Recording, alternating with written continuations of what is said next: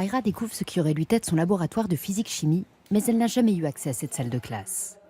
En pleine crise, l'État de Rio a diminué les dépenses de l'éducation de 20%. Comme tous les collèges, celui d'Aira, situé dans le nord de la capitale, a réduit drastiquement ses programmes. Ça, c'est le laboratoire. On ne savait même pas qu'il existait. Elle, c'est notre professeure. Elle n'est jamais venue non plus dans cette salle. Les programmes sont réduits au minimum et ils ne prennent pas en compte les besoins de nos élèves qui veulent passer les examens d'entrée pour les universités. Pour réagir contre cette éducation au rabais, Aira et ses camarades ont décidé d'occuper leur collège. Cela fait presque 2 mois qu'ils vivent ici. Le gouvernement ne nous accorde que le minimum. Si on occupe notre collège, c'est parce qu'on veut un enseignement de qualité. Ici, on nous forme seulement pour devenir des caissières de supermarché. Dans les conditions actuelles, aucun élève d'une école publique de Rio n'a de chance de devenir avocat.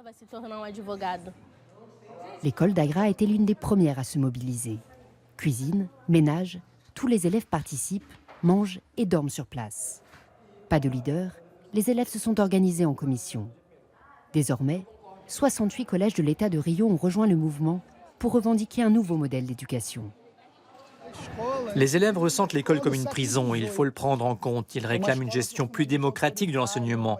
Notre système scolaire n'a pas évolué depuis le XVIIIe siècle. C'est une école profondément autoritaire, en décalage avec les réalités d'aujourd'hui. Mais ce mouvement ne fait pas l'unanimité.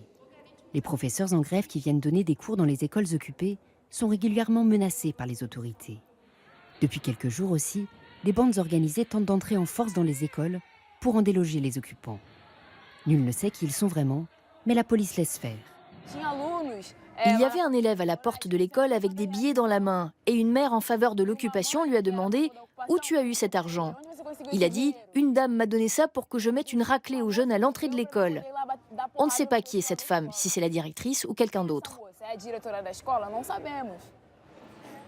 Cédant à la peur ou à la pression, 2 écoles viennent de quitter le mouvement.